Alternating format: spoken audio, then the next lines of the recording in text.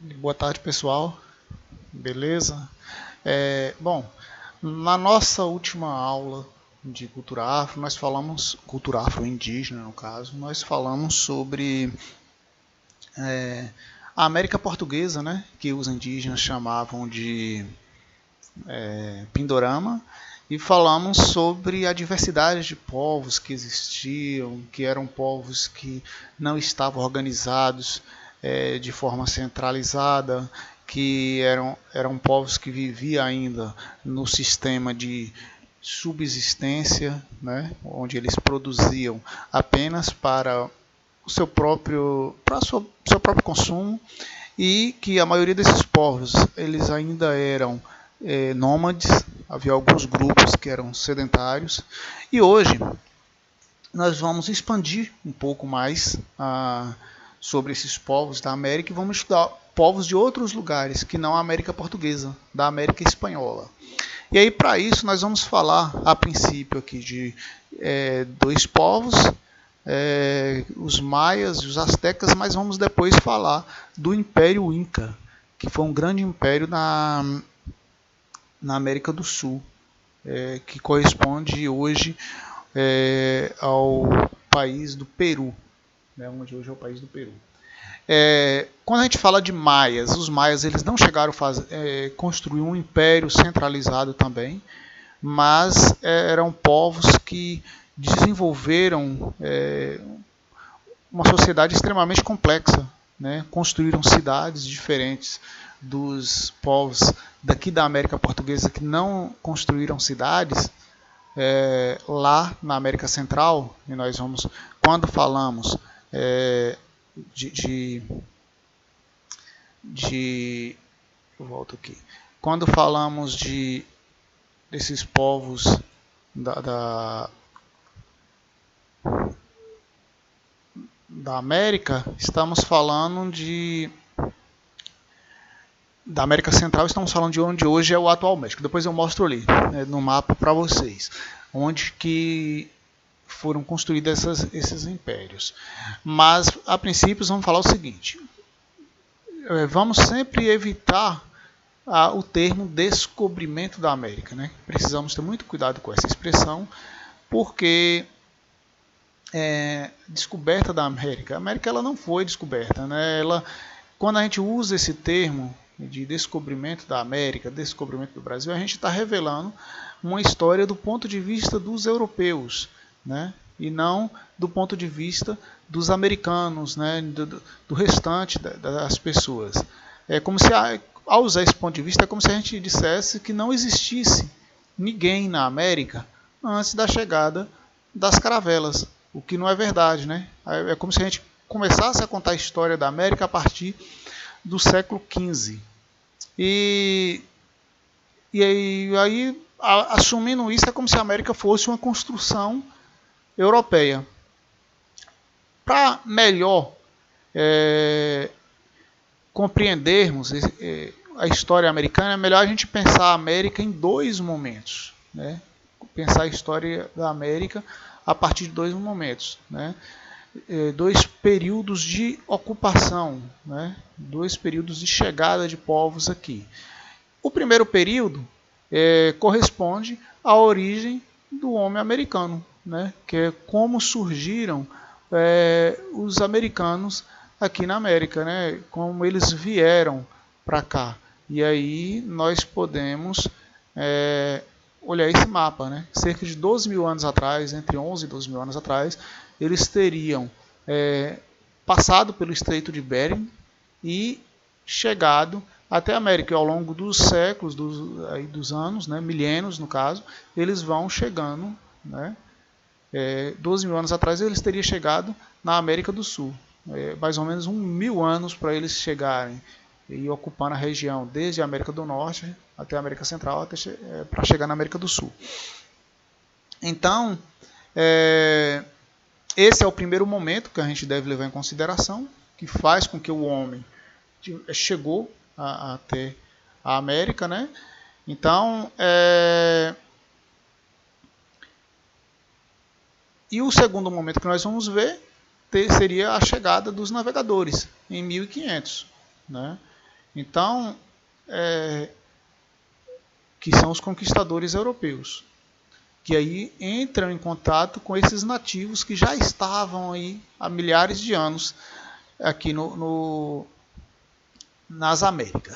Então, essa primeira ocupação que teria acontecido, né, e sido complementada por volta de 12 mil anos antes, ela teve o desdobramento dos povos com vários deslocamentos posteriores, o que acabou culminando no aparecimento de diversos povos. Né? Entre esses povos que surgiram após a chegada do homem no continente americano, temos os maias, que nós falaremos um pouquinho mais para frente, os mexicas, que a gente chama de astecas, e também depois a gente vai falar dos incas. Vamos lá. Para a gente começar estudando, a gente tem que ver o pessoal, quando eles chegam aqui, as primeiras sociedades elas são caracterizadas como os olmecas. Elas teriam formado cerca de 1.200 anos antes de Cristo. Esses olmecas eles praticavam a agricultura próximo a rios e eles desembocaram ali no Golfo do México, né? Que próximo aqui, ó, vamos pegar aqui um mapa para vocês verem. Nessa região aqui nós estamos falando da América. Vou voltar aqui para mostrar para vocês essa região. Ó, a gente está falando dessa região aqui, naquele mapa lá, ele está retratando essa regiãozinha aqui, ó, onde nós temos aqui a Península de Yucatán e aqui o Golfo do México. Ó. Essa região aqui é onde hoje é o atual México, né? E aqui nós temos aqui parte aqui da América Central.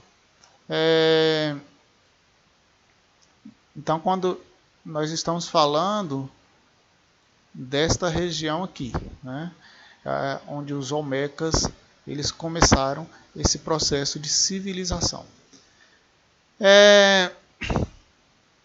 Por razões desconhecidas, não se sabe por que ainda até o momento, a sociedade olmeca ela desorganizou por volta de 350 anos antes de Cristo. E aí a cultura desse povo acabou se espalhando e influenciando outros povos da região da América, né, ali próxima, onde hoje é o atual México. Aí são povos que desenvolveram a escrita, né, desenvolveram a sociedade complexa que, com construções, né, construções arquitetônicas, e também o desenvolvimento de uma escrita pitográfica muito semelhante à escrita desenvolvida lá no Egito Antigo, que vocês estudaram no sexto ano, desculpa. E também com aspectos fonéticos, essa escrita muito próxima da desenvolvida pelos fenícios, né, lá na Fenícia.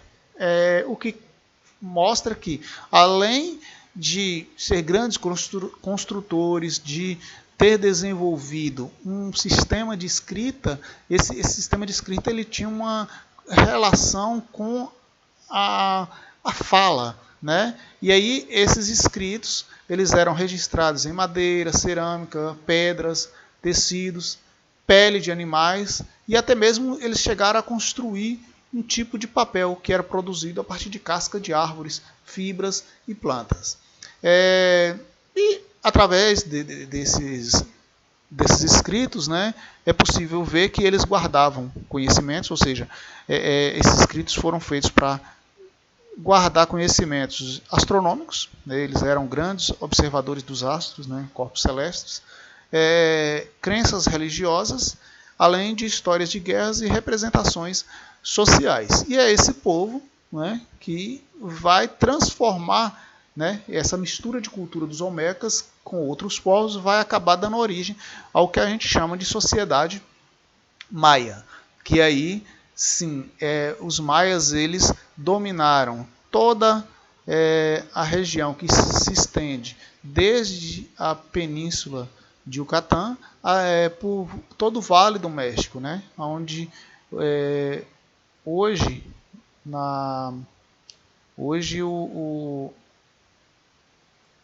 onde hoje nós temos o país do México.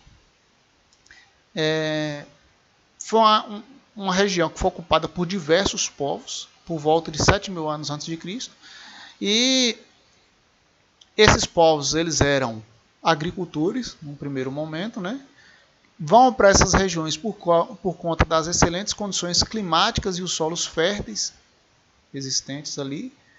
E aí, por conta disso, eles se sedentarizaram ali e começaram a construir aldeias, né? No primeiro momento, que se transformaram em grandes cidades. Está aqui um grande diferencial dos povos desta região para os povos aqui da América Portuguesa. Né? Então, a partir do ano 1000 a.C., 1000 anos antes de Cristo, já haviam ali naquela região as grandes cidades. E aí, por volta de 200 anos depois de Cristo, os maias conseguiram submeter toda essa região, todos esses diversos povos que existiam nessa região, os maias passam a dominá-los, né? E esses povos eram, a gente pode enumerar vários, os olmecas, os zapotecas, mexicas e os teotihuacans. Os mixtecas, desculpa, não os mexicas. Mexicas são os astecas que a gente vai ver depois, os mixtecas. Nesse contexto, a sociedade era formada por cerca de a sociedade maia. Ó. Nesse momento, eles chegaram a dominar 200 cidades na região que hoje é ocupada pelo México, né, que é uma parte da América do Norte, e também por países da América Central, né, Guatemala, Belize, Honduras, El Salvador. Então, essa sociedade maia, ela dominou uma região que hoje compreende a América Central e parte da América do Norte. Um dos grandes feitos, sempre que a gente fala da sociedade maia, se vocês for procurar, aqui são obras arquitetônicas ainda aqui dos Olmecas, né, que acabaram se transformando lá nos maias, né? Sempre que a gente fala de maia, se você pesquisar alguma coisa de maia, vocês vão ver essa imagem, que é uma grande construção, né, de uma pirâmide, e a gente vai ver qual o significado dessa pirâmide para a sociedade maia. Na visão religiosa dos maias, a cidade maia ela era uma representação simbólica da vida e do mundo. Simples isso. Eles tinham muito uma dualidade entre dia, noite, o bem, o mal. Então, a cidade, ao construir a cidade, eles tentavam reproduzir essa ideia. E aí, a parte norte da cidade, para os maias, ela significava o mundo, a morte e o mundo inferior, enquanto que a parte sul da cidade representava a vida e o mundo superior. Né? Então, a representação do mundo, da realidade maia, nessa visão simbólica, através da cidade. Onde o norte era, para eles, a representação da morte, né? E o sul, a representação da vida. E aí no centro, é claro, ia ter ali a divisão no meio da cidade, onde dividia esse símbolo, né, de morte e vida, era onde eles construíam essas pirâmides que eu acabei de mostrar. Elas eram construídas na intersecção, ou seja, temos o norte da cidade e temos o sul. A pirâmide ela era construída bem em cima, pegando uma parte do norte e uma parte do sul da cidade. E era nesses lugares que eram realizados rituais religiosos, os sacrifícios para os deuses, porque nós vamos ver que a sociedade maia ela é uma sociedade politeísta, ou seja, acredita em vários deuses. Em geral, essas construções elas eram muito bem feitas e tinha todo um estudo astronômico, né? Elas estavam alinhadas com os astros, de maneira a produzir um efeito de luz que nós vamos ver um pouquinho mais para frente, que até hoje é um ponto turístico, essa região. E aí, para isso, nós vamos falar aqui, e essa pirâmide, que eu acabei de mostrar, ela recebe na simbologia maia esse nome, Chichen Itzá, que é até hoje, né, um parque turístico. É esse lugar que eu mostrei para vocês. E ele tem uma representação que nós vamos ver aqui. Ó. A construção, opa, deixa eu apagar meus riscos. A construção maia, ela é feita a partir de um determinado momento, numa época do ano, ela tem um jogo de luzes e sombras que parece com uma grande serpente andando na pirâmide, se a pessoa ficar ali por horas observando o andar do Sol com as sombras que vão se formando. Isso só foi possível graças ao vasto conhecimento que os maias tinham da astronomia. Né? Então, essa região é um parque de observação da sociedade maia. Ela fica a 200 quilômetros de Cancún, que é uma cidade famosíssima do México, né?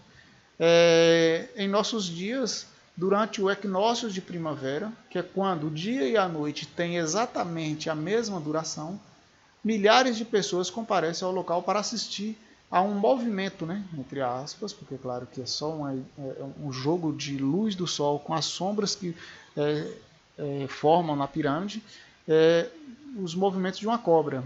Ali, nos degraus da pirâmide, dedicada ao deus Kukulkan, divindade dos maias, por um jogo de luz e sombra, percebe-se o sinuoso rastejar de uma serpente conforme o movimento do Sol, durante o equinócio de primavera no hemisfério norte. Isso entre os dias 19 e 21 de março. Esse efeito, é claro, ele só foi possível pelo grande conhecimento que os maias desenvolveram sobre os astros. Né? Eles construíram, e para isso, com base nesse grande conhecimento que eles tiveram, eles construíram, conseguiram calcular o calendário, né? O calendário anual deles com 365 dias, né? Que é bem próximo do calendário nosso, né? Do nosso calendário atual. Eles têm uma diferença de poucos segundos em relação aos cálculos da astronomia de hoje. Essa pirâmide, ela possui 30 metros de altura e 4 faces. E em cada uma dessas faces temos 91 degraus. Somados todos os degraus, corresponde a 364, que é justamente faltando apenas uma unidade a menos, né, faltando apenas uma unidade para os dias de um ano. O último degrau da pirâmide seria o último dia do ano comum a todos os lados da construção. Ou seja, quando você junta os 364 degraus que tem com o topo da pirâmide, você tem os 365 dias. É claro que isso para eles tudo vai ter um significado. Próximo a essa pirâmide, bem próximo ali, há um outro local que era onde se realizava outras cerimônias sagradas, que é o Pok-Tapok, que era onde era disputada uma partida que usava, olha só, uma bola. Né? Então, os maias já tinham um tipo de jogo que era disputado por 7 pessoas de cada lado e que usava uma bola. Temos aqui uma imagem dessa região. Isso aqui era uma espécie da quadra deles, fica bem próximo daquele parque. E o pessoal fez uma ilustração de como que daria esse jogo. O objetivo era passar a bola por esse arco. O detalhe é que essas pessoas elas não poderiam usar as mãos. Então a bola tinha que ser jogada aqui por dentro para marcar os pontos, sem usar as mãos. Como eu disse, o objetivo era fazer a bola passar por arcos construídos em relação à parede. O detalhe é que não podia ser tocada com as mãos. pés ou cabeça, apenas com outras partes do corpo. A partida representava a luta de opostos, aquilo que eu falei lá com relação à cidade, né? Seria essa ideia de entre sol e lua, dia e noite, vida contra a morte, e apenas um líder de cada equipe podia tentar passar a bola pelo arco. E aí, como é que era organizada essa sociedade, né? A sociedade maia, ela era uma sociedade hierarquizada. Isso significa que haviam pessoas que tinham mais importância do que dentro da sociedade maia do que outros, né? Então, as cidades elas eram organizadas a partir de uma base político-religiosa, o que dava autoridade aos líderes dessas cidades, né? A autoridade divina. Geralmente nas cidades habitavam a família real, os sacerdotes, governantes e servidores do Estado, que eram geralmente cobradores de impostos. E aí, logo depois, na escala social, encontravam-se os comerciantes e artesãos. Então, na primeira ordem, nós vamos ter a família real, sacerdotes, governantes. Eu tenho aqui essa pirâmide social. Opa, eu não salvei. Mas, enfim, essa pirâmide social, ela era formada no topo da pirâmide estava a família real, né? Logo abaixo deles os sacerdotes, que eram só menos importantes do que a família real. Tínhamos os governantes, que ajudavam a família real a administrar, e servidores do Estado.